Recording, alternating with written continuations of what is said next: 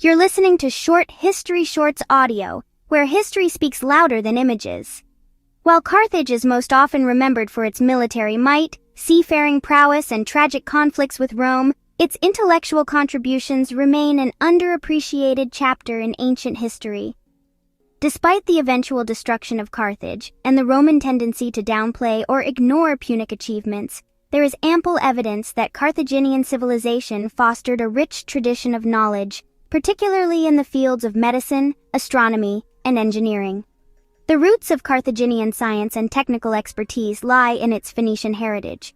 As a colonial outpost of Tyre, Carthage inherited the technological and intellectual culture of the Levant, a region that had long been a crossroads of Egyptian, Mesopotamian, and Aegean innovations. The Phoenicians were famed not just for trade, but for developing practical systems for navigation, metallurgy, and agriculture. Carthage carried these traditions westward and adapted them to new needs in North Africa. Carthaginian medicine, while less documented than that of Egypt or Greece, was deeply influenced by both empirical practice and religious ritual. The Carthaginians believed in the divine origin of health and disease, often appealing to their gods, particularly Eshmun, the healing deity, for protection and cure. Eshmun's temples likely served dual purposes as places of worship and centers for medical practice, much like the Asclepians of Greece. While written Carthaginian medical texts have not survived, Roman sources occasionally refer to Punic healing methods, which combined herbal remedies, surgery, and careful observation. North Africa's biodiversity gave Carthage access to a wide variety of medicinal plants. Punic healers reportedly knew the antiseptic properties of certain resins and oils, and used poultices, infusions, and compresses to treat wounds and ailments. Some scholars believe that Carthaginian medicine may have influenced Roman battlefield surgery during the Punic Wars, though the evidence is fragmentary. Carthaginian astronomical knowledge, like that of many ancient seafaring civilizations, was essential for navigation and agriculture. The Phoenicians had been early masters of celestial navigation, known even to the Greeks as those who steered by the stars. Carthaginian sailors inherited and refined this skill, using the position of constellations and the North Star to chart courses across the Mediterranean and even into the Atlantic.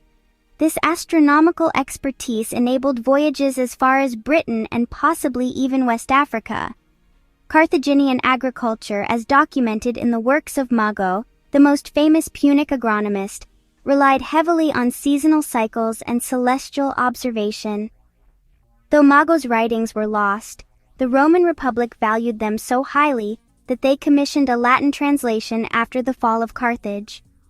Mago's work, spanning 28 volumes, included not just practical farming advice, but also observations about lunar phases, seasonal weather patterns, and planting cycles tied to star movements, showing a practical fusion of astronomy and agronomy.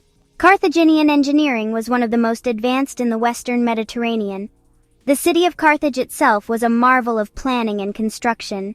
It had a double harbor system, one for trade and one for the military, connected by a canal and surrounded by formidable walls. The circular military harbor, or Kothin, was especially remarkable. It included docking bays for over 200 warships and featured an island command center, allowing officials to monitor all naval activity from a central point. The docks had dry slip facilities and may have used cranes and pulleys for ship maintenance. This level of naval infrastructure would not be rivaled until the Roman Empire's peak centuries later. On land, the Carthaginians engineered complex irrigation and water management systems, vital for sustaining agriculture in their dry climate. They developed underground cisterns, aqueducts, and terraced fields to optimize water use. Some North African agricultural practices that survived into the Roman and Islamic periods, such as cistern-fed irrigation and soil conservation techniques, may trace their origins to Punic engineering. Carthage also showed ingenuity in urban planning. The layout of the city maximized airflow to reduce disease, organized residential areas efficiently, and included public buildings like temples and markets. Carthaginian walls were constructed using advanced stone-cutting techniques, and some evidence suggests knowledge of rudimentary concrete-like materials, though not to the extent seen in later Roman architecture. In metallurgy and industry, Carthage maintained advanced practices in smelting, dye production, and glasswork. The city's famed purple dye industry, inherited from Tyre, was chemically sophisticated and economically significant. Carthaginian artisans likely used chemical processes to extract and stabilize color from murex snails, producing garments sought after across the Mediterranean elite. There's also tantalizing evidence, though still debated, that Carthaginians experimented with early mechanical devices, such as water-lifting screws or gear-based mechanisms for mills and presses.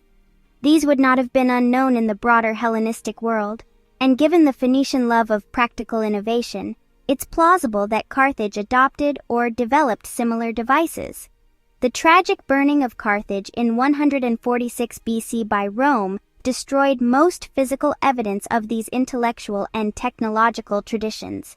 Roman propaganda, eager to justify the city's annihilation, rarely acknowledged Punic contributions to science or engineering, but scattered mentions in later texts, archaeological findings, and indirect legacies preserved in Roman and Islamic North African practices hint at a lost scientific culture of considerable depth.